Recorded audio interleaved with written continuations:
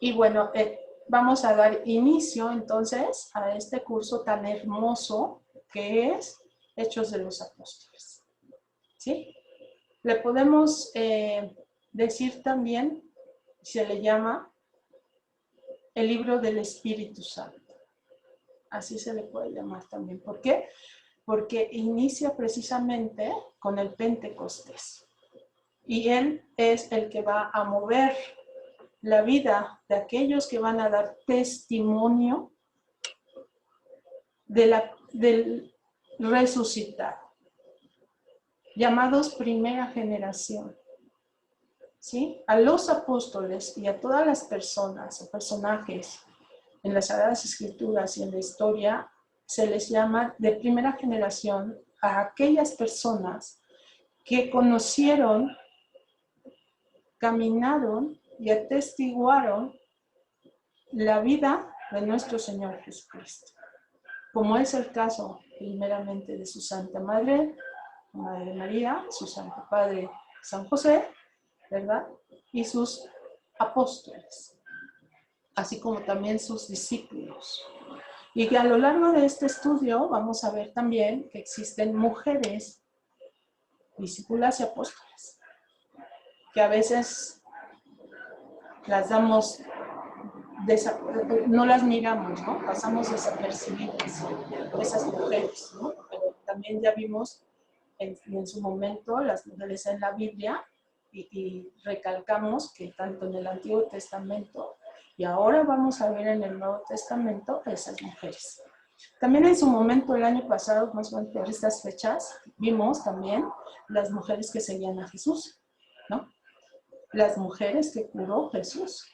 Y en su primer momento a la suegra de Pedro, ¿no? Esa fue. Entonces, vamos a empezar. Voy a compartir pantalla. Una vez más le doy la bienvenida a todas las personas que se van a integrar.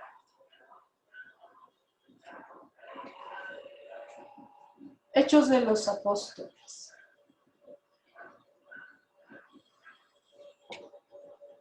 Como su nombre lo dice, son aquellos acontecimientos constatados, hechos, realizados, pero sobre todo constatados por historiadores que hicieron que esta iglesia en la que ustedes pertenecen se llevara a cabo, naciera.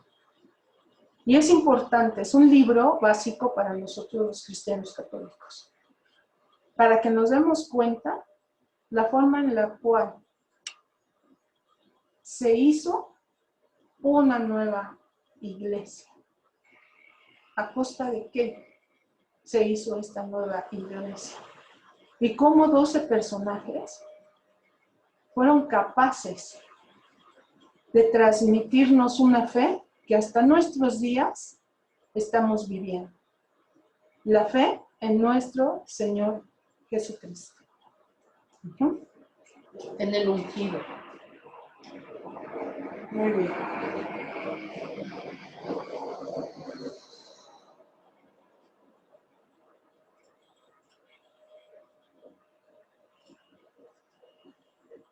¿Cuál va a ser el objetivo? Pues el objetivo básico es conocer el origen de la iglesia fundada por Cristo, impulsada por el Espíritu Santo. Ese es el objetivo. ¿Sí? Ese va a ser nuestro objetivo, conocer el origen de la iglesia. Quiero que quede bien claro, no es la vida de Pedro, no es la vida de Pablo, sino en esta ocasión vamos a manejar el origen de la iglesia. Ese va a ser nuestro objetivo. ¿Cómo es que se funda? ¿Y quiénes son los fundadores? Ese es nuestro objetivo. Muy bien.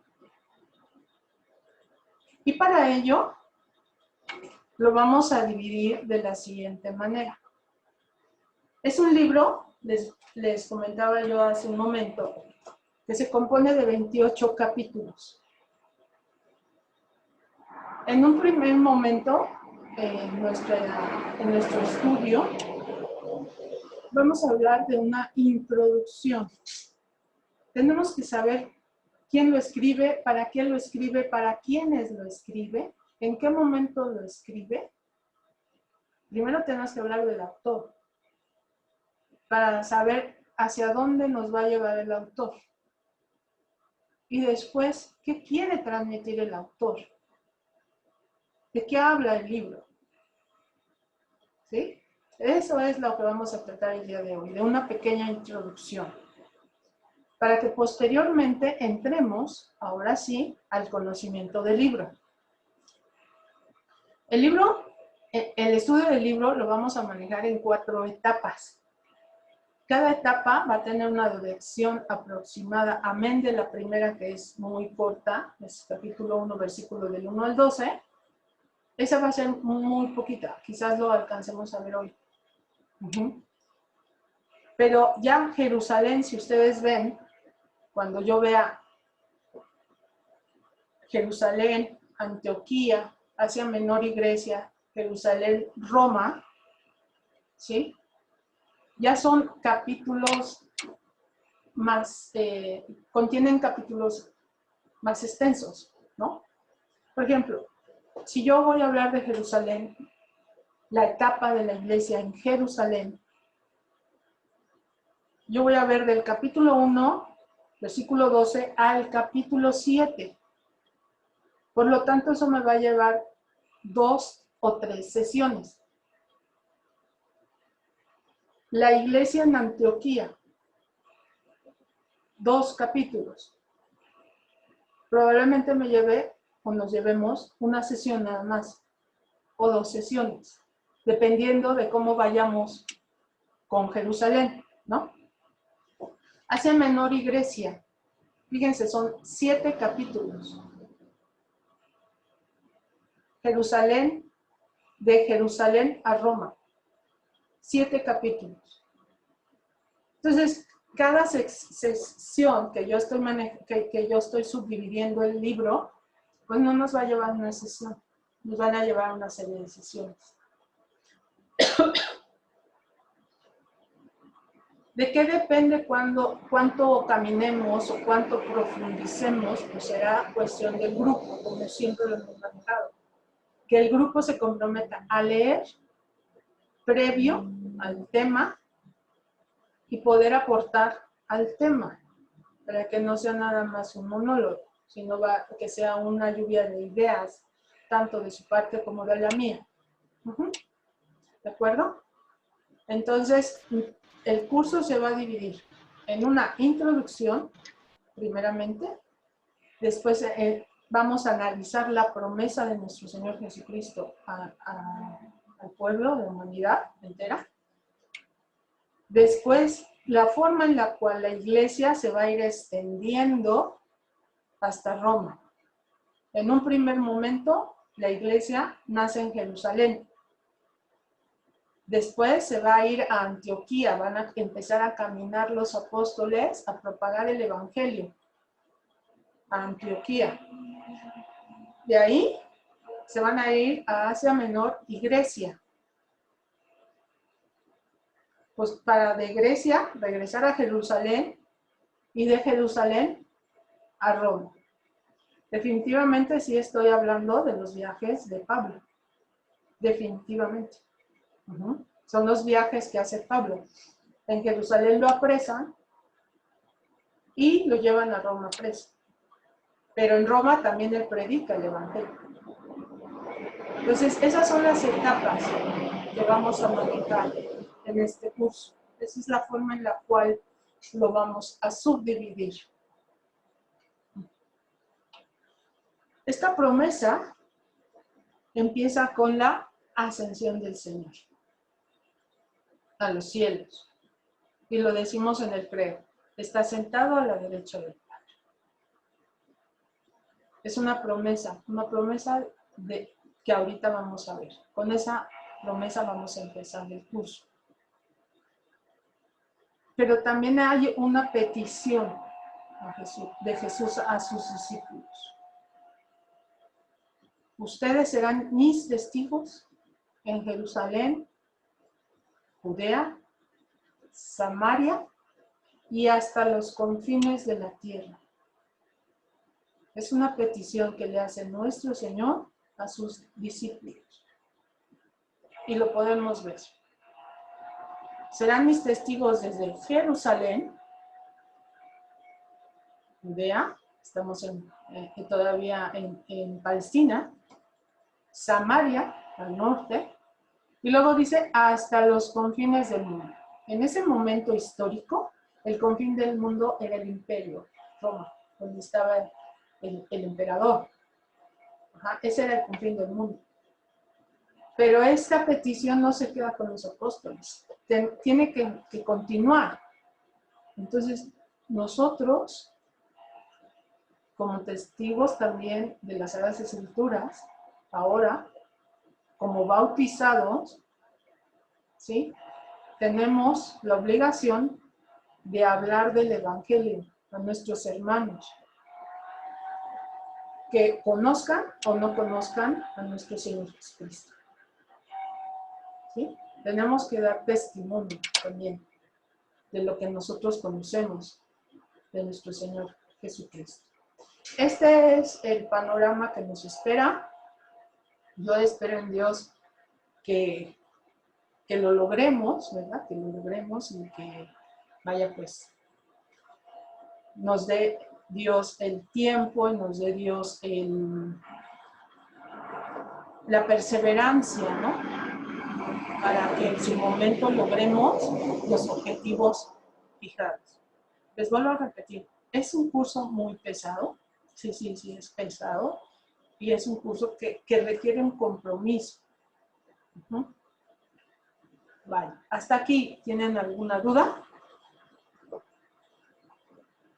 ¿Seguros? Y que ahora sí nos vas a poner a leer y a estudiar mucho. Pero Ya muy bien. Ya están capacitados, ya no, dice Pablo, ustedes son como niños, ¿no? Y como niños se les tiene que alimentar.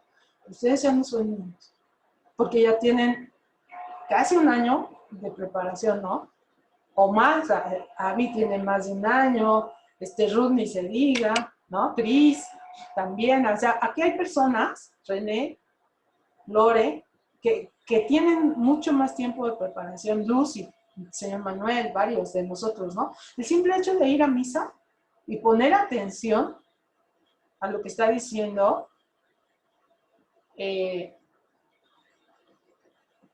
pues como que nos instruye también, ¿sí?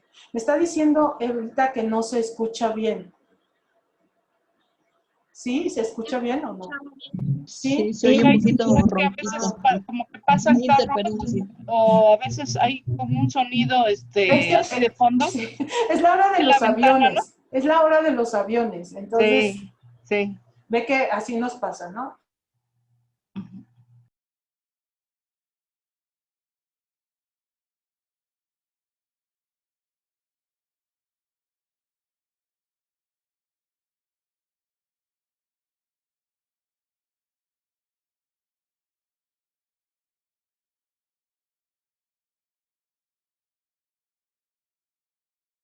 Sí, es la hora de los aviones, entonces les pido mil disculpas, ¿no?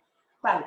Entonces, ¿hasta aquí vamos bien? ¿Tienen alguna pregunta, alguna duda, algún comentario? ¿Cómo vamos a llevar la clase? O no sé, ¿algún comentario? Los chicos que se van integrando al grupo, ¿tienen algún comentario al respecto? ¿Tienen alguna duda? ¿No? Diego. Yo nada más, ojalá y si se pudiera subir la clase. Eso es lo único que me sí, gustaría. Anita, la estoy grabando precisamente. La estoy grabando. Sí. No, ninguna duda, profesora. Ok, excelente. Bueno, entonces vamos a continuar.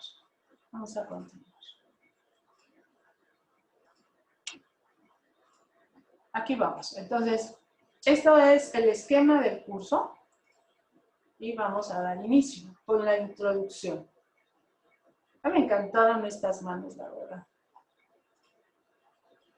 Así me imagino a una persona mayor, una persona, sí, con una lámpara de aceite típica de la época, escribiendo ahí con sus rollos a un lado su evangelio, Les quiero comentar, haciendo uso de esta pintura, Hechos de los Apóstoles se escribía así en rollos, ¿no? O los evangelios en aquella época eran rollos, ¿sí? Entonces, es importante que ustedes valoren desde ahorita el trabajo que tienen en sus manos. Trabajo de personas que se la pasaban escribiendo a mano. Imagínense escribir a mano en aquella época estos 28 capítulos. O sea, no es cualquier cosa lo que ustedes tienen en las manos. Valoremos el trabajo de los apóstoles. Bueno, Lucas no fue apóstol, ¿no? Autor. Lucas. Ahorita vamos a ver quién es Lucas. Y no porque lo diga yo, sino porque lo vamos a ver en testimonios históricos. Sí, este curso nos vamos a adentrar un poquito más en los testimonios, en lo que es la exégesis, la hermenéutica, ¿no? En general de los textos bíblicos. Un poquito más profundo. Entonces decimos que el autor es Lucas. ¿Quién es Lucas? Pues fue el compañero y colaborador de Pablo, donde Pablo lo menciona como médico querido. Y este testimonio lo vamos a encontrar en las Sagradas Escrituras, Colosenses 4, 14, Filemón 24, 2 y 2 de Timoteo 4, 11. Colosenses Pati, Filemón Avi y 2 de Timoteo Lucy. Por favor.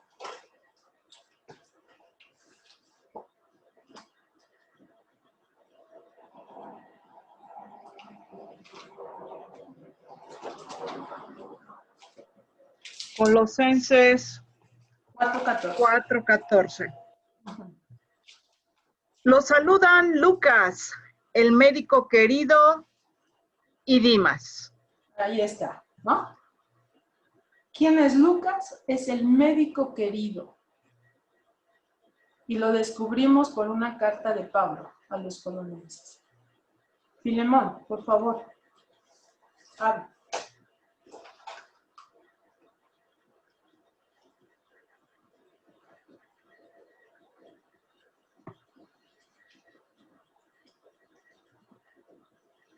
Que no lo encuentro. Con calma, con calma.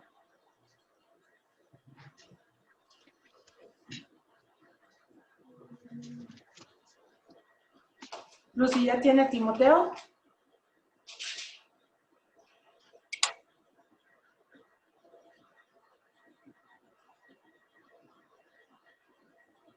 Segunda de Timoteo 4:11. 4:11. Ábrame su micro, por favor, Lucy.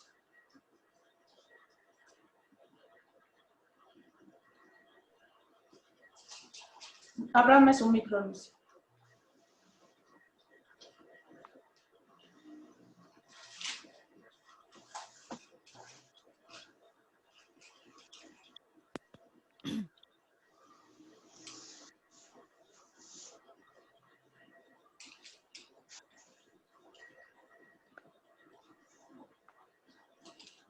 ¿Ya lo tiene? ¿Alguien lo tiene ya? Segunda de Timoteo 4:11. Buenas No, tardes, maestra. profesora. A ver, Diego. Ah, perdón. Sí, dígame, René. Bien, el único que está conmigo es Lucas. Toma a Marcos y tráele contigo, pues me es muy útil para el ministerio. Exactamente. El único que está conmigo es Lucas. ¿Sí? Ahí está. Segunda de Timoteo. O sea, hay testimonios en las Sagradas Escrituras que Lucas anduvo con Pablo en sus viajes. Por lo tanto, estuvo también con los apóstoles. Es un testigo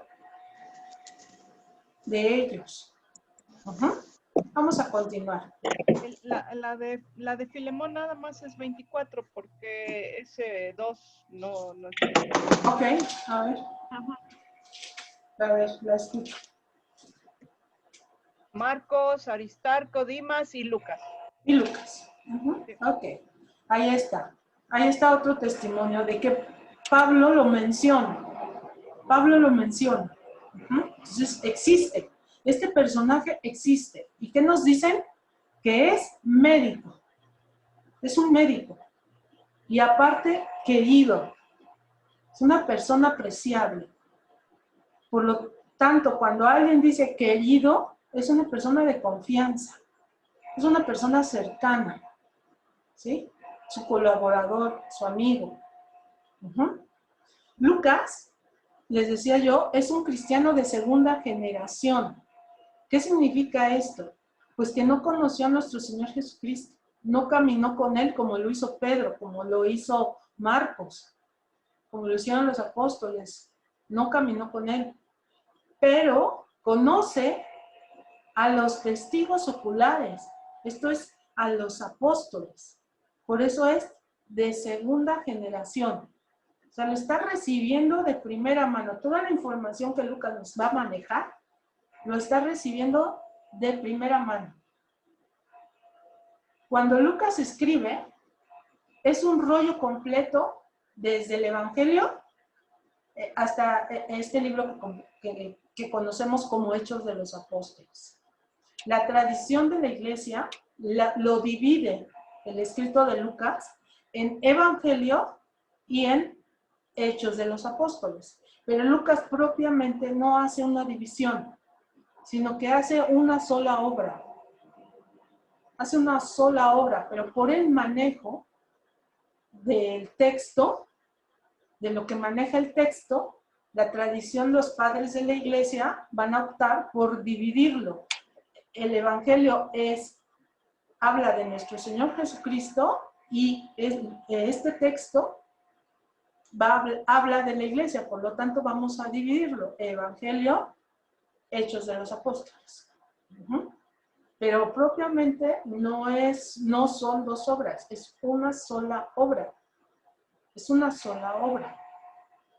Bueno, en la forma en la cual escribe Lucas Hechos de los Apóstoles, podemos visualizar que es un narrador culto. Por cómo se dirige, cómo escribe sus palabras, ¿sí? Lucas al escribir, lo hace de una forma con conocimiento teológico. ¿Qué significa esto? Bueno, que tiene concepto del Antiguo Testamento, personajes, y la forma en la cual se escribe, ojo aquí, la Biblia de los 70s. Porque toma mucha forma narrativa de la Biblia de los 70s. Y ya sabemos qué es la Biblia de los 70s. Bueno, entonces, de esa perspectiva se intuye y se suscita que es un narrador culto. Es un narrador culto con peripecia literaria, o sea, maneja varios géneros literarios, ¿sí? A lo largo de sus obras. Como hace un conocimiento lógico, les decía yo, pues es un conocedor del Antiguo Testamento y de la cultura clásica. Esto es helenista, de los griegos. Y como conoce la cultura griega, la helenista, pues escribe en un griego, pero no culto, sino en un griego llamado koine, un griego común del pueblo, No es un griego erudito, ¿no? Como el que escribe Platón o Aristóteles, etc. No, es un griego más del pueblo, que lo conozca el pueblo. ¿Por qué? Porque su texto va dirigido al pueblo. Por lo tanto, tengo que escribir de la manera que el pueblo me entienda, para que se transmita entre ellos, entre el pueblo. ¿Qué pasaría si si Lucas hubiera escrito en un griego erudito, como Platón? Pues sus obras se hubieran perdido, porque muy pocas personas hubieran leído ese nivel de de literatura, muy pocas personas. Hubiera sido muy cerrado el grupo. Y si en cambio a un griego culto, o un griego no culto, pues se abre a mucha más gente que puede transmitir ese conocimiento. ¿Sí? ¿Vamos bien? Lucas es identificado por la tradición cristiana, y hablamos de San Irineo y Marción, al final del siglo II, como el médico compañero de Pablo. Esto es muy importante. Nosotros ya dijimos aquí que podemos encontrarlo en tal libro que es médico y compañero de Pablo. Pero ubiquémonos en el contexto histórico. Los textos andaban regados entre las comunidades. Entonces, acá que me llegaba a mí un texto de Marcos o un texto de Lucas y poderlos compaginar, o las cartas de Pablo, recuperar las cartas de Pablo y poderlas compaginar, pues no fue tan sencillo como abrir ahorita nuestras Sagradas Escrituras y decir, a ver, Colosenses 4:14. No, no fue así de sencillo. Por eso es importante resaltar que en la tradición cristiana, siglo II, estamos en el siglo II, ¿qué número de generación estamos? En la generación 3. Ya estamos en la generación 3. Lucas es la generación 2. Ya estamos en el siglo II, generación 3. Alumnos de los apóstoles. Ya estamos en la generación 3, San Irineo, alumno de San Juan, pero porque San Juan ya es tardío, ¿no? Ya es finales del siglo I. Principios del segundo, ahí lo datan los exégetas, ¿no?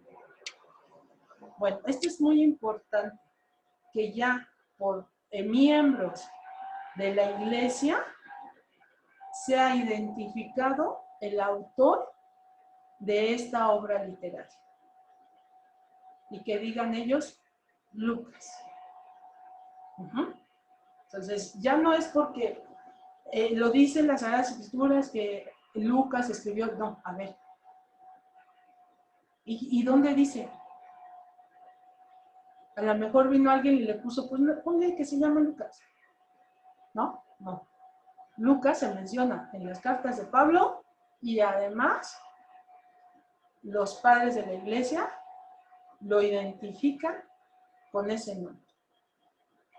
Y además nos dicen que fue compañero de Pablo y médico. Eso es muy importante.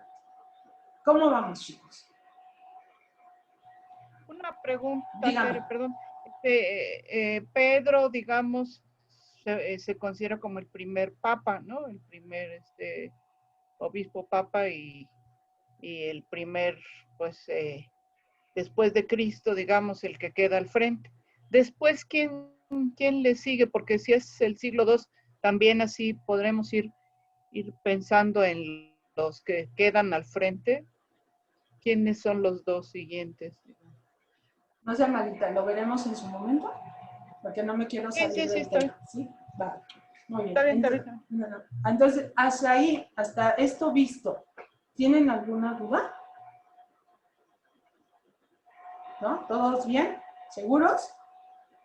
Entonces, queda claro, hay testimonios de quién es Lucas. Eso es lo importante que quiero que vean, ¿vale? Muy bien. Pero también existen rollos, así como aquí lo identifican los padres de la iglesia, San Ireneo y Marción, existen otros rollos que se han encontrado que dan testimonio de este personaje que realmente existió en ese contexto histórico, en esa época. Se han encontrado testimonios. Entonces, fíjense bien, existe una tradición clara que se remota al siglo II que atribuye el conjunto evangélico,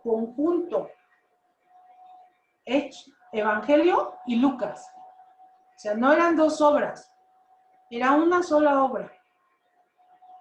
Y nos está diciendo, existe una tradición clara que se remonta al siglo II que atribuye el conjunto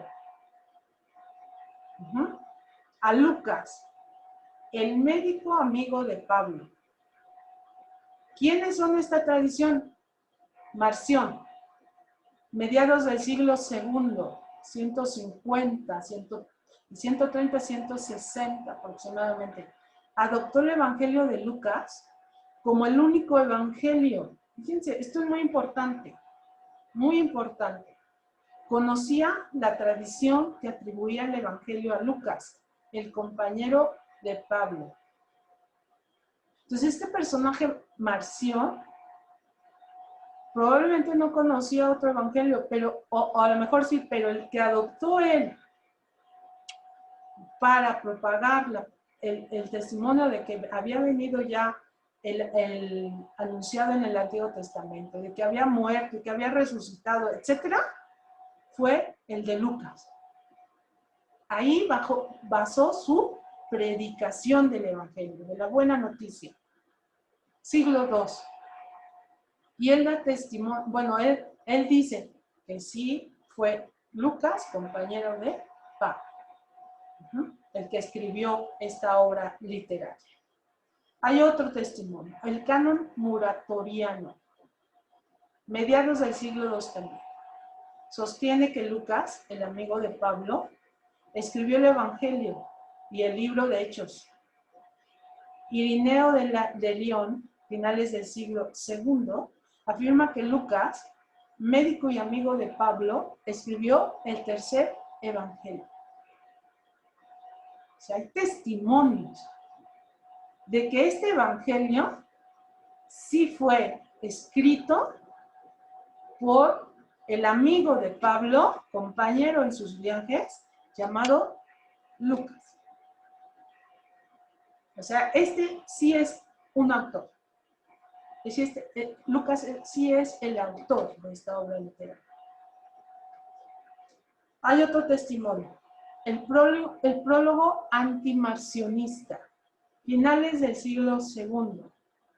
Recalca que Lucas, el autor del tercer evangelio y de los Hechos de los Apóstoles, nació en Antioquía. Fue discípulo de los apóstoles. Se apegó especialmente a Pablo. Escribió en la provincia romana de Acaya para los cristianos provenientes del paganismo. Fue célebre y murió a los 84 años en Beocia. Este es un testimonio muy importante. Este prólogo antimarcionista nos dice que el autor del tercer evangelio de los Hechos es Lucas y que nació en Antioquía. Pero un hecho importante es que fue discípulo de los apóstoles. O sea que Lucas recibió la información de primera mano, de los testigos de nuestro Señor Jesucristo. Por lo tanto, lo que escribe Lucas es verdad. Es testimonio de los que lo vivieron. Entonces, si nos vamos al Evangelio de Lucas, cuando nos narra la anunciación, ¿quién más se lo pudo haber dicho? La Virgen directamente. Entonces, Lucas tuvo la gracia de conocer a la Santa Madre de Dios, la Virgen María. Podemos deducir eso, ¿no? Muy fácilmente. Eso es muy importante, chicos. Entonces, Lucas es un testigo de segunda generación. Pero Lucas se pegó a Pablo. ¿Por qué? Porque Pablo se empezó a mover. Y Lucas dijo, no me quiero perder esto. Y se pega a Pablo. Imagínense el carácter que tenía Lucas para el carácter que tenía Pablo.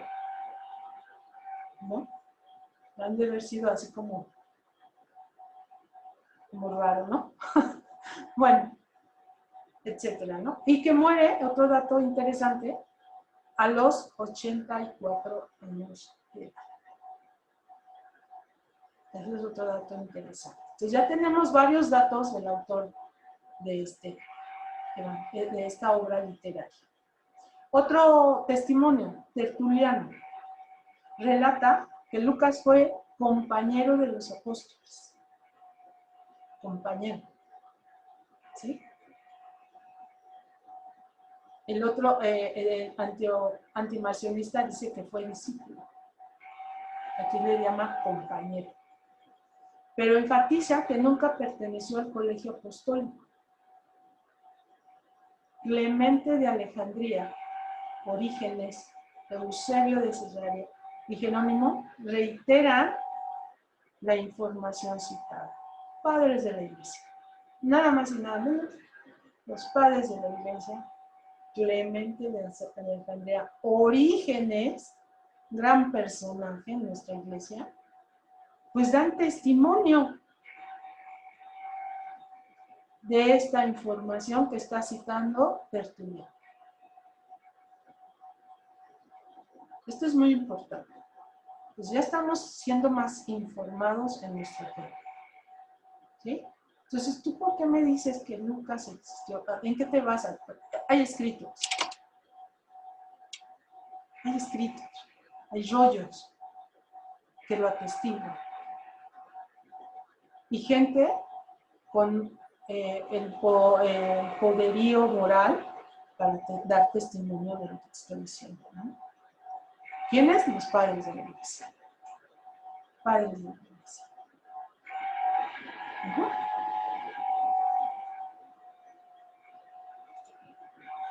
¿Cómo vamos, chicos? ¿Bien? Muy interesante, de verdad. Un poquito de historia, pero es básico que ustedes conozcan un poquito más a profundidad su religión. Es una religión basada en hechos históricos. Si bien las Sagradas Escrituras no es un libro de historia, pero sí hay testimonios históricos que avalan lo escrito en las Sagradas Escrituras. Y eso es un tesoro invaluable. Invaluable. ¿De acuerdo?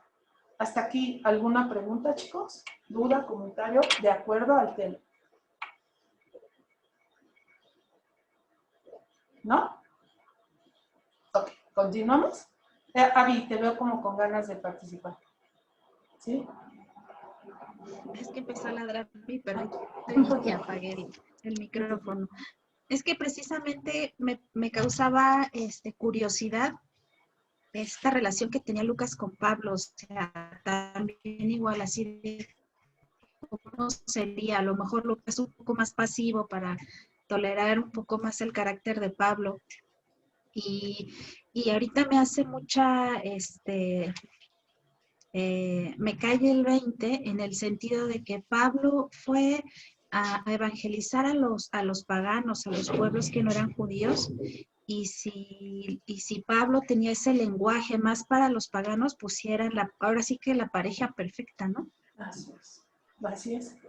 Y vemos cómo entonces podemos dar un poquito, abrir los ojos, como tú dices, que nos empieza a caer el 20, cómo el Espíritu Santo actúa, ¿no?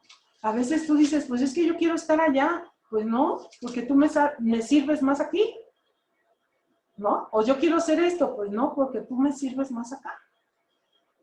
Y así es el Espíritu Santo en el manejo de las Sagradas Escrituras, ¿no? Bueno, entonces, ¿cómo vamos? ¿Alguien más? ¿No? ¿Seguros? ¿Les puedo hacer examen? Sí, Jenna, dígame. Sí, Jenna. Ábrame su micrófono. Entonces, Lucas estuvo muy cerca también de la Virgen. Sí, es lo que yo les decía hace un momento. Si vemos el Evangelio de San Lucas, donde nos habla con tanto detalle de la Anunciación, porque fue un momento muy íntimo entre la Virgen y el ángel, muy íntimo, porque él entra a sus aposentos, que no lo dice aquí, ¿verdad? Pero si es una doncella ya dada para casarse, pues simplemente ya era muy restringida por parte de sus padres, ¿no? En el judaísmo. Y el entrar el ángel a donde ella estaba, pues ha de haber sido un momento muy íntimo, ¿no? No entró, porque no hay otro testimonio donde podamos corroborar este hecho, más que con Lucas, ¿no? Entonces sí, definitivamente es un acercamiento entre Lucas y la Virgen Santísima. A menos que la Virgen lo haya dicho a alguien, pero conociendo el contexto histórico de la mujer, pues no, es algo muy íntimo, muy, muy íntimo. Ahora, probablemente a Juan, díganme. Entonces también tuvo mucha enseñanza de la Virgen, ¿no? Definitivamente. ¿Puede ser? Definitivamente. Sí, no sabemos exactamente cuánto Muchas tiempo gracias. más vivió la Santísima Virgen, pero pues sí, imagínense todo lo que la Santísima Virgen le aprendió a su hijo simplemente. Y al Espíritu. Pues es que la Santísima Virgen, madre, esposa del Espíritu Santo, pues, imagínense la sabiduría que tenía. Imagínense la paz. No me lo puedo imaginar. No cabe mi imaginación humana limitada a imaginarme a la Santísima Virgen. Entonces cuando murió la Santísima Madre, Sí. murió la Santísima Madre, entonces también estaba ahí Pablo, Lucas. Ahí sí no podríamos decirlo porque no hay un escrito. Ahí yo ya no me quiero meter porque no está escrito aquí en las Sagradas Escrituras. Ya sería un poquito como imaginativo, ¿no? Especulativo. Ya no tendría yo las bases históricas para defender mi argumento. No me atrevería a decir. Ok, muchas gracias. De nada. Dígame, Elvira. Me voy a atrever a hacer un comentario, Dígame. como tú dices, fuera de la Sagrada Escritura, fuera de los documentos religiosos. Hace muchos, muchos años, te estoy hablando más de 30 tal vez, llegó a mis manos un libro. No me preguntes por el autor, pero sí del título se me quedó muy grabado, que se llama Lucas, médico de cuerpos y almas. Sí. Ya lo leí. Ese libro narra la vida de Lucas y cómo él fue haciendo todas sus investigaciones, encontrándose con todos los personajes que fueron testigos presenciales de la vida y pasión de nuestro Señor Jesucristo. Y en ese libro recuerdo que sí mencionan que tiene un encuentro con la Virgen Santísima. Entonces, bueno, pudiera ser nada más como una referencia, aunque te digo, no es un documento religioso, pero sí es un libro, creo que es digno de leerse. Ya desde el título a mí, yo lo leí porque a mí me llamó la atención en ese momento. Sí, Lucas, Gracias. médico de cuerpo y almas. Así se llama. Exactamente. El libro. Anda. Sí es muy recomendable, muy interesante, pero no debemos de perder de vista que es una novela. Es una novela, es un relato en novela. Por lo tanto, a veces al ser novela, pues no tiene hechos reales, ¿no? Finalmente es una novela. Pero por supuesto, no está prohibido leerla, ¿no? De hecho, es muy bonita. Narra cómo ve él la estrella que anuncia el nacimiento de nuestro Señor Jesucristo. Y simplemente esa narración pues nos llena, ¿no? Nos llena el alma, pero que sí nos traslada y decir, wow, ¿qué habrá pasado si yo hubiera estado en ese momento viendo ese gran lucero, ¿no? O sea, sí, el escritor nos lleva a una narrativa muy bonita, espiritual. Novela, a final de cuentas, ¿verdad? Exactamente. Como te decía en un principio, no es un libro que sirva como referencia religiosa, pero bueno, es una novela que sí de alguna manera nos nutre. Claro que sí, por supuesto. Así es. Sí. No está peleado con el Evangelio y eso ya es ganancia. Claro que sí. Muy recomendable, chicos. Lucas, médico de cuerpo y alma, se llama el libro. Muy recomendable. Claro que sí, muchas gracias. Bueno, ¿alguien más o continuamos? Bueno, voy a seguir compartiendo pantalla. Si alguien quiere participar, en su momento me puede interrumpir. Bueno, entonces aquí estamos, ¿no? Hay testimonios históricos que avalan la vida la existencia y vida de Lucas. Ahora hablamos del texto, ¿sí? Ahora vamos a ver qué va del texto. Habíamos dicho que su cuerpo literario está compuesto por el Evangelio de Lucas y nuestro tema, Hechos de los Apóstoles.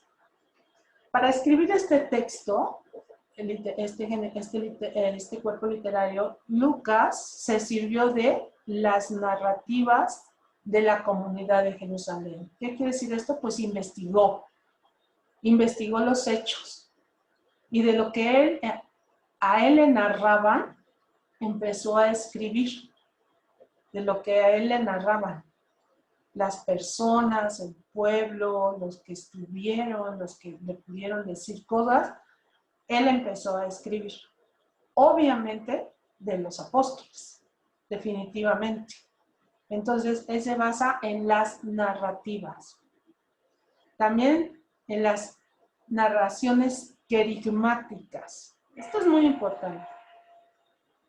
¿Qué son este tipo de narraciones querigmáticas?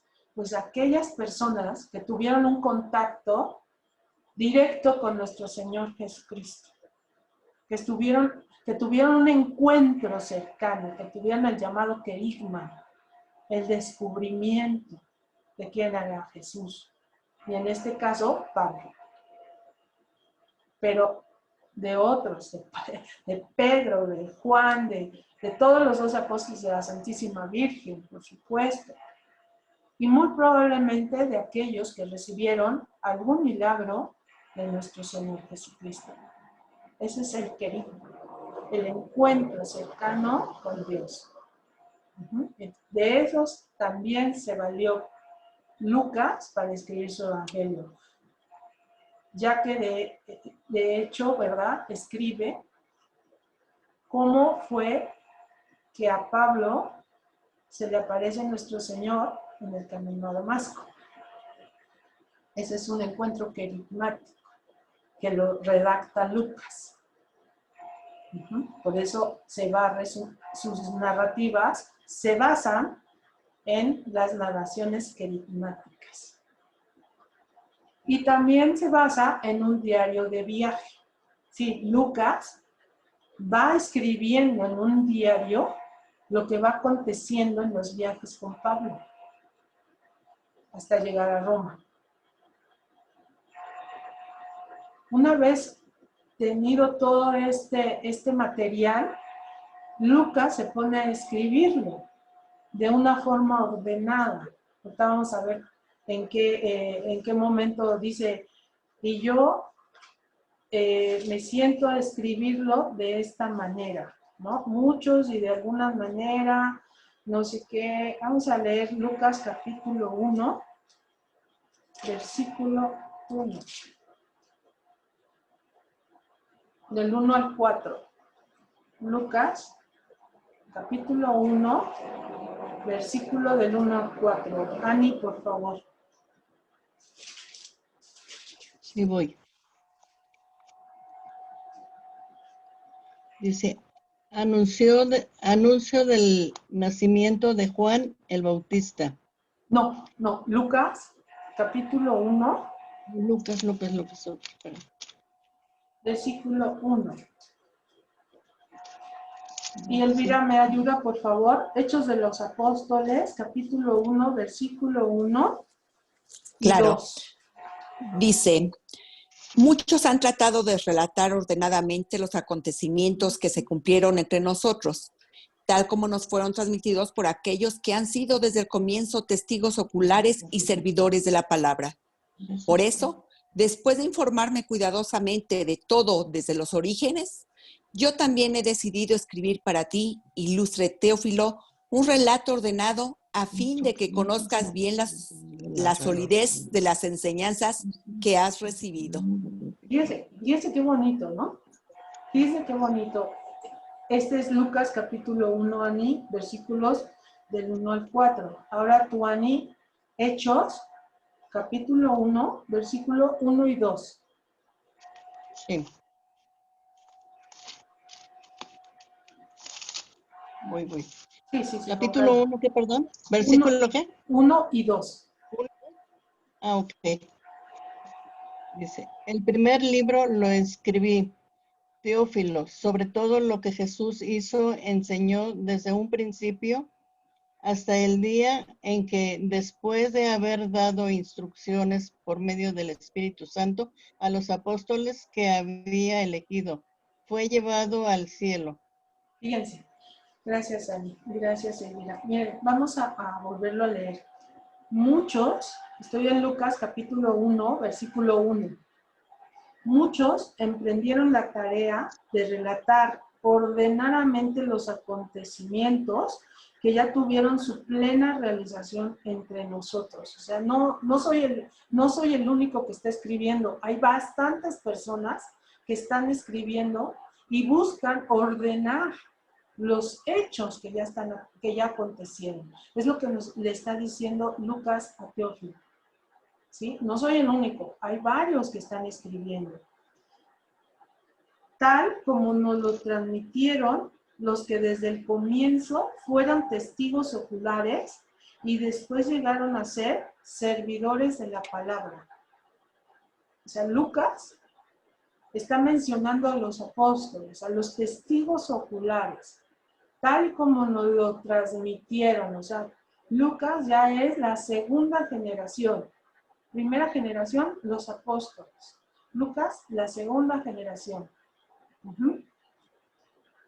Que los apóstoles se van a convertir en servidores de la palabra.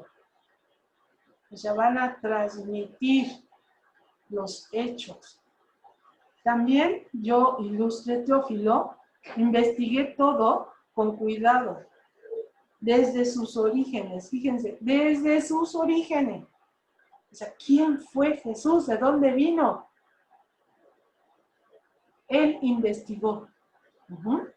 Y me pareció bien escribirte este relato ordenado.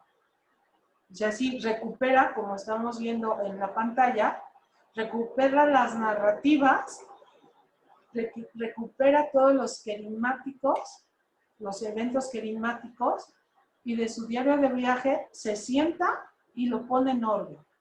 De esa manera Lucas escribe su evangelio y Hechos de los Apóstoles.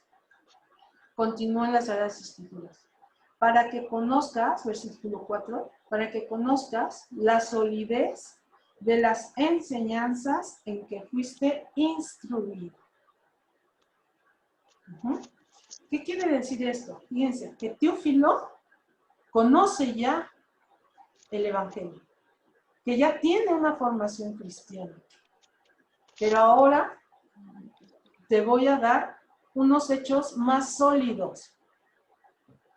No lo que estás escuchando, no lo que te estoy dando el testimonio de aquellos que lo vieron, que lo tocaron, que comieron con él, que lo vieron subir al cielo.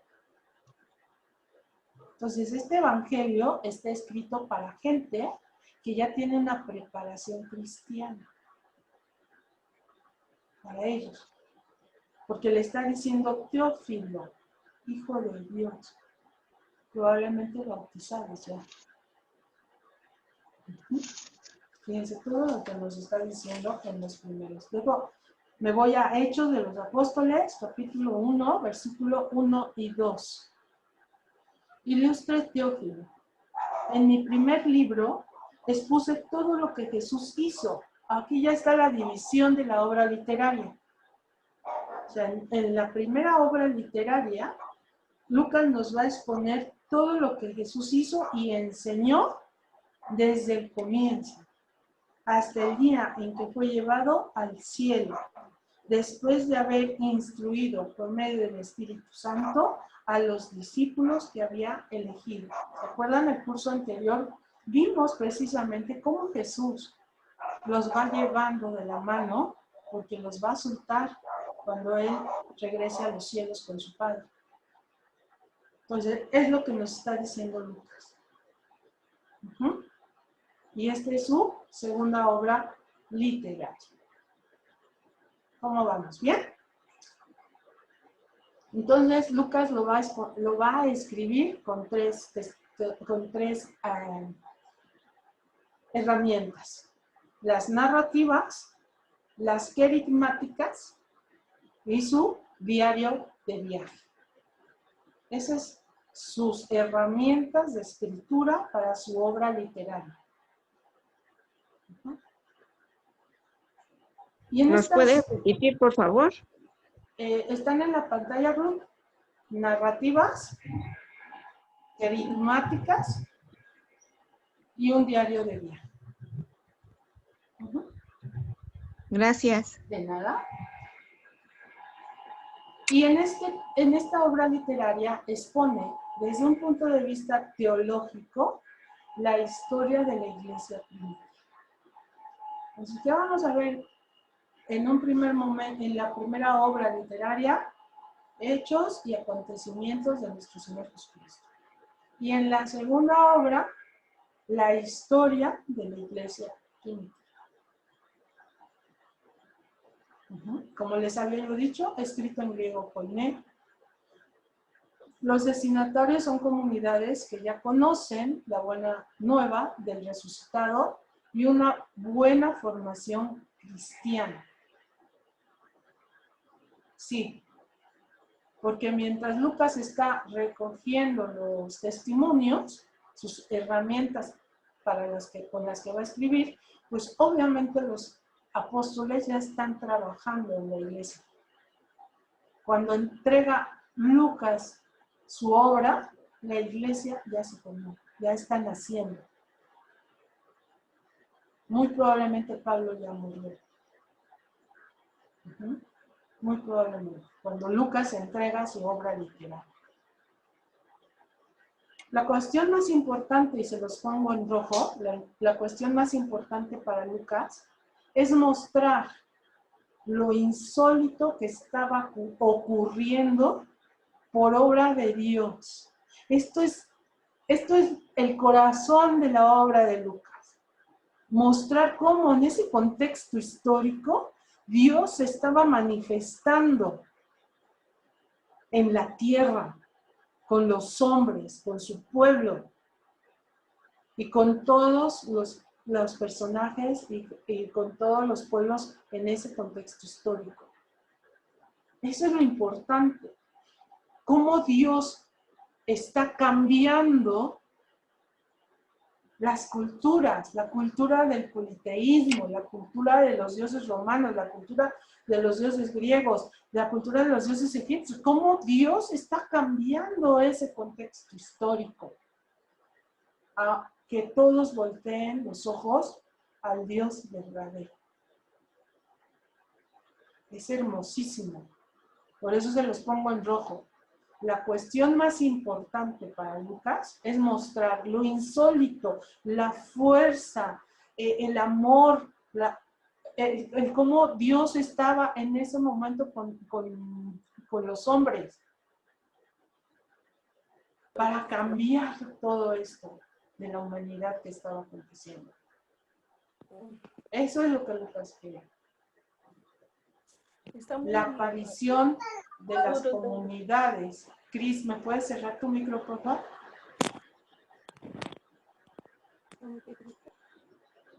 La aparición de las comunidades cristianas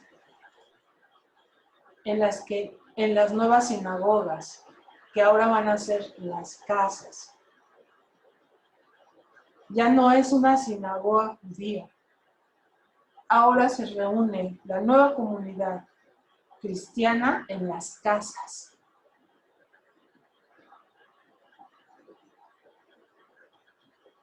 ¿A dónde nos reuníamos ahora con la pandemia?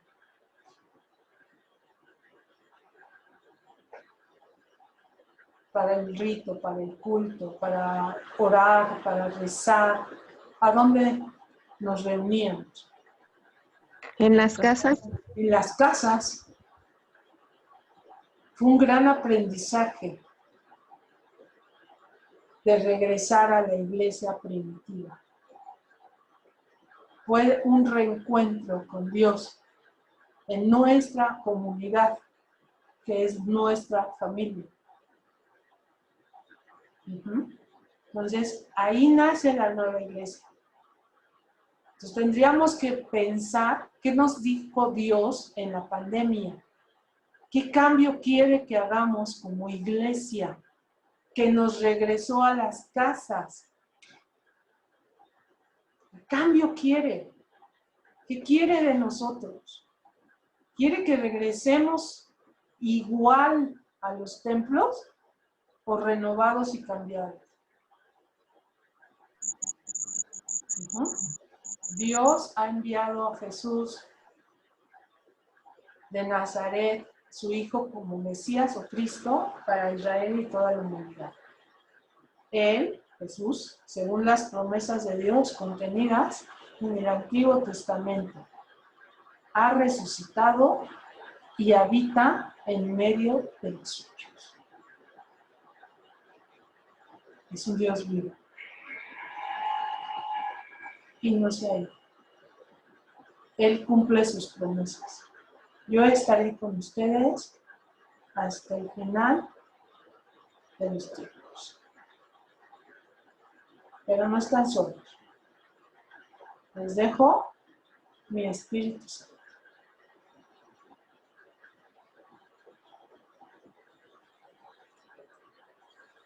No sé si está claro. ¿Cómo ven?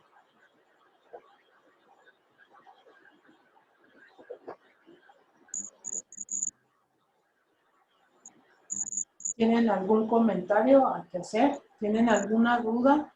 ¿Yo puedo opinar? Sí. ¿Quién es? Gina. Gina. Yo pienso que en esta pandemia valoramos más al Señor y nos fusionamos más con el Señor porque estábamos en un recogimiento mutuo con toda tu familia y con más razón nos orábamos y nos juntábamos más la familia para tener ese enlace con el Señor, ¿no? Yo pienso que esta pandemia valoramos más al Señor, ¿no? Porque nos entregábamos más con Él, estábamos platicando más con Él. Hubo más fusión con el Señor. Eso yo puedo decir, ¿no? De mi persona, ¿no? Porque pues, en primer lugar casi ni salíamos y oíamos nuestra misa por medio de la televisión y estábamos más concentrados en ese enlace con la misa y teníamos más ese enlace profundo con el Señor. Así es. Sí. Yo así pienso, eso es lo que a nosotros nos pasó. Sí, Y valoramos. Sí, porque fíjese, por ejemplo, llega un momento en que nos gana la rutina de ir a misa, la rutina de rezar el rosario, la rutina de orar, pero perdemos ese fervor, como lo hicieron los judíos. ¿Por qué les exiges un pago? Pues porque así está escrito, ¿no? Como si fuera rutinario. Ya no era con fervor, ya era rutinario. Y fue lo mismo, rompieron nuestras rutinas.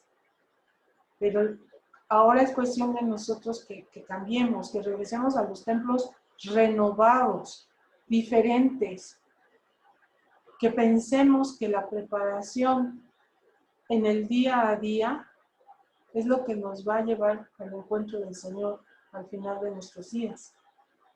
Que no podemos esperar, porque esto está cambiando y mucho, ¿no? Entonces, pues, nuestro cambio debe de ser ya inmediato. Vamos a leer Lucas, capítulo 24, versículo 36, por favor. Diego, ¿tienes tú que ya se fue, Diego. Bueno, ¿alguien que quiera leer? ¿Alguien que no haya participado? Lucas capítulo 24, versículo 36. Siguientes.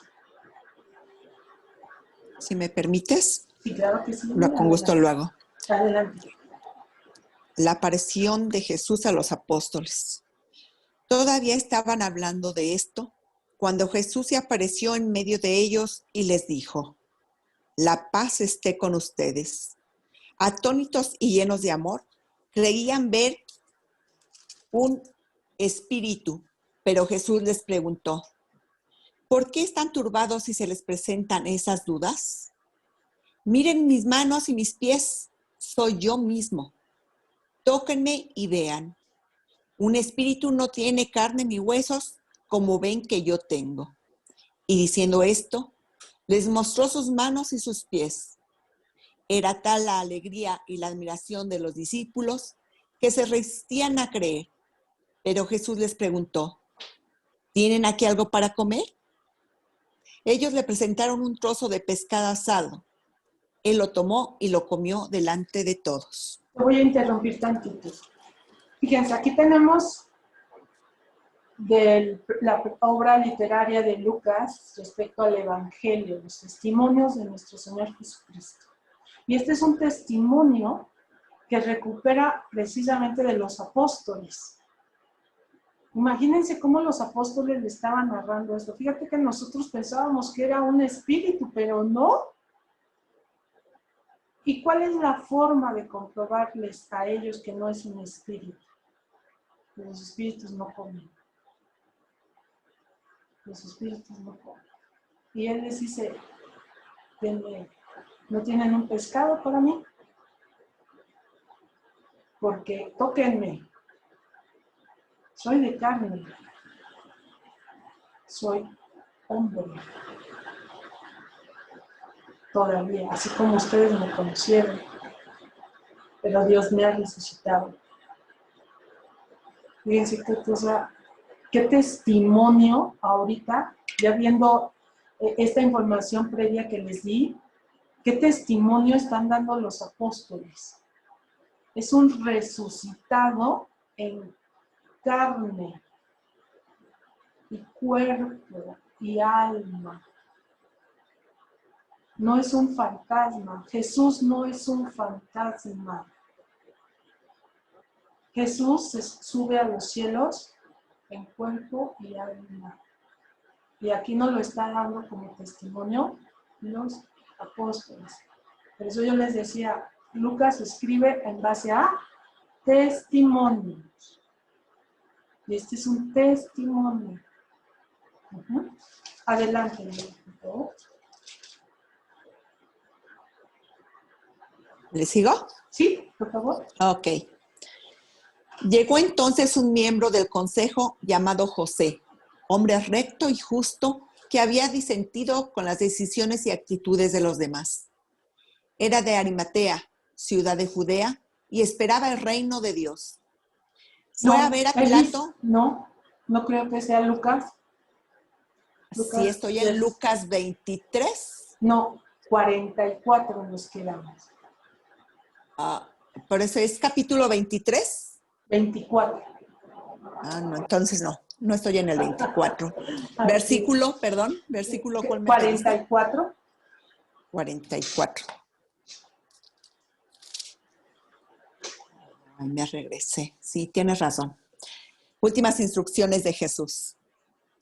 Después les dijo: cuando todavía estaba con ustedes, yo les decía: es necesario que se cumpla todo lo que está escrito de mí en la ley de Moisés, en los profetas y en los salmos.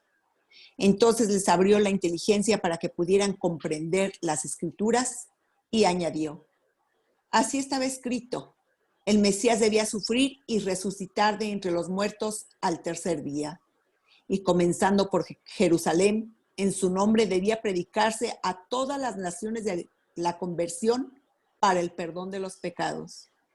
Ustedes son testigos de todo esto, y yo les enviaré lo que mi Padre les ha prometido. Permanezcan en la ciudad hasta que sean revestidos con la fuerza que viene de lo alto. ¿Continuamos? ¿Continúo? Sí. Bien.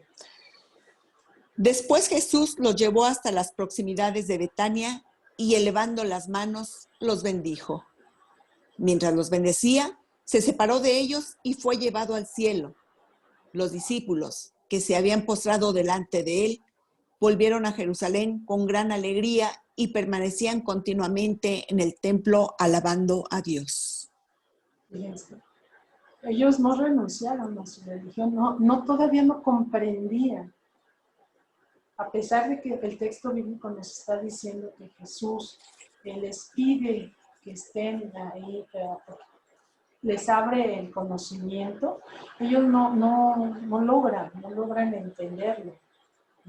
No logran entenderlo. Entonces, aquí estamos, en la promesa. Hay una promesa aquí. Estoy en el versículo 48 del texto que acabamos de leer. Ustedes son testigos de estas cosas. Yo enviaré sobre ustedes lo que mi Padre les ha prometido. Aquí está la promesa. Estoy leyendo Lucas, pero acuérdense que esta es una obra literaria seguida, que ya la dividen los padres de la iglesia. Bueno, entonces esta es la promesa. Yo enviaré sobre ustedes lo que mi Padre les ha prometido. Ustedes, por su parte, permanezcan en Jerusalén. Aquí vamos a empezar. ¿Por qué se empieza la iglesia? Porque es en Jerusalén, porque es una petición de nuestro Señor Jesucristo. Permanezcan en Jerusalén hasta que sean revestidos de la fuerza que viene de lo alto. Dice cómo Lucas le llama al Espíritu Santo. Fuerza que viene de lo alto. Fíjense cómo Lucas lo llama, ¿no? Dicho esto, Jesús los lleva a un lugar cerca de Betania. Aquí. En Betania. Por acá está el Monte de los Olivos. Ajá. Entonces, algunos lo sitúan en el Monte de los Olivos, este acontecimiento, pero aquí Lucas lo está situando en Betania. Aquí en el otro mapa de su izquierda lo tengo. Betania y Monte de los Olivos. De cualquier manera, son lugares altos. Es una montaña. ¿Sí? Bueno, no una montaña, son montes. Y los lleva a este lugar de Betania, dice el texto, y alzando las manos los bendijo. Mientras los bendecía, se separó de ellos y fue llevado a los cielos. Los discípulos se mostraron ante él y luego regresaron con gran alegría a Jerusalén. Estaban aquí y se regresan a Jerusalén. ¿Por qué? Porque así se los está pidiendo nuestro Señor, que se mantengan en Jerusalén. ¿Sí? Ahí. Ahora vámonos ahora sí, y así termina el texto de Lucas, a Hechos de los Apóstoles, por favor. Capítulo 1, versículo 1 y 2, otra vez. Ilustre Teófilo. En mi primer libro expuse todo lo que Jesús hizo y enseñó desde el comienzo hasta el día en que fue llevado al cielo, después de haber instruido por medio del Espíritu Santo a los apóstoles que había elegido. ¿Hasta ahí vamos bien? Continúa el texto. Después de su pasión, Jesús se presentó ante sus discípulos dándoles muchas pruebas de que estaba vivo y se les apareció durante 40 días para hablarles del reino de Dios. Un día que estaba comiendo con ellos, les ordenó que no se alejaran de Jerusalén.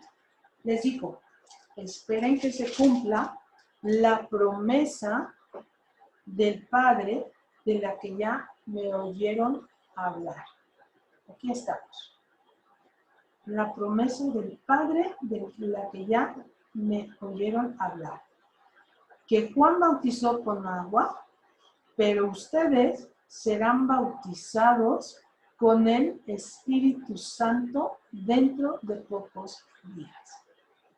Esa es la promesa de nuestro Señor Jesucristo.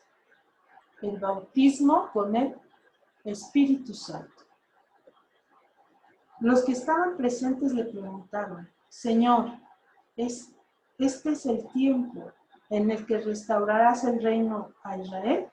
Él les respondió, no les corresponde a ustedes conocer los tiempos o los momentos que el Padre tiene bajo su autoridad, pero el Espíritu Santo vendrá sobre ustedes y recibirán su fuerza para que sean mis testigos en Jerusalén, aquí, en Jerusalén, en toda Judea, en Samaria y hasta los confines de la tierra. Después de decir esto, mientras ellos lo estaban viendo, él se elevó en una nube que lo ocultó de su vista. Se quedaron mirando fijamente al cielo mientras él se alejaba de ellos. Cuando de pronto se presentaron dos hombres vestidos con túnicas blancas, que les dijeron, Galileos, ¿por qué se han quedado mirando al cielo? Este mismo Jesús que fue llevado al cielo, apartándose de ustedes, volverá de la misma manera que lo han visto partir. Fíjense, cosa tan hermosa. Dos promesas hermosísimas. Una, el bautismo que se nos da con el Espíritu Santo. Y es en ese bautismo cuando el sacerdote nos unge y hace el llamado trinitario, Dios Padre, Dios Hijo, Dios Espíritu Santo, que nos convierte en hijos de Dios. Es ahí en el bautismo donde damos inicio a la iglesia. Ahorita los apóstoles van a recibir su bautismo con el Espíritu Santo y nace la iglesia primitiva, la iglesia de Cristo. Y es en nuestro bautismo donde entramos a la iglesia de nuestra familia, a la iglesia universal. Y la otra promesa. Este mismo Jesús que fue llevado al cielo, apartándose de ustedes, volverá de la misma manera que lo han visto partir. Jesús volverá. ¿Cómo? Así, con su cuerpo glorificado. Volverá, porque así Él lo prometió. ¿Va? ¿Cómo vamos? Hasta ahí. Hasta aquí vamos a ver la promesa, la gran promesa. En la iglesia naciente en Jerusalén por petición de nuestro Señor Jesucristo. No se muevan. Ahí quédense en Jerusalén. Ahí esperen el Paráclito, a la fuerza que viene de lo alto. Imagínense cómo se lo describieron a Lucas, que Lucas lo escribe de esa manera, una fuerza que viene de lo alto. ¿Cómo vamos? ¿Vamos entendiendo? Entonces ahí fue cuando pasaron los 40 días. Sí. Cuando se fue con los apóstoles, ¿verdad? Previo a la subida de los cielos, y así nos lo dice el texto, estuvo con ellos 40 días, previo a la subida a los cielos. Sí. ¿Alguien más? ¿Algún comentario? ¿Qué les está pareciendo? ¿Les está gustando? ¿No? ¿Me están entendiendo? ¿Me estoy dando a explicar? Una pregunta, Tere. Sí, dígame. También por ahí escuché que dicen que Lucas toma mucho en cuenta como punto de reunión o menciona mucho las horas de la comida. ¿Sí es cierto en su evangelio? ¿Tú has leído el Evangelio de Lucas? De Lucas, Ajá. que él toma mucho en cuenta. Por eso te pregunto, ¿tú has leído el Evangelio de Lucas? No, así completo no. No, la Estamos ahorita leyendo el Evangelio de Lucas en la Santa Misa. Entonces yo te invitaría a que lo escucharas y escucharas las homilías y ahí vas a encontrar la respuesta. Gracias, Tere. Bueno, en la siguiente clase ya vamos a ver la otra etapa, ¿no? La etapa de la iglesia naciente en Jerusalén. Capítulo 1, versículo 12 al capítulo 7. Muy bien.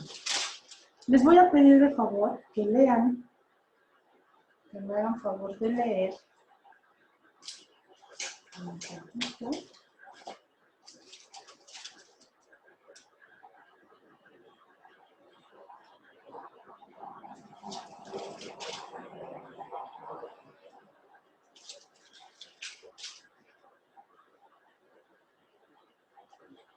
El capítulo 2, versículo del 1 al 21.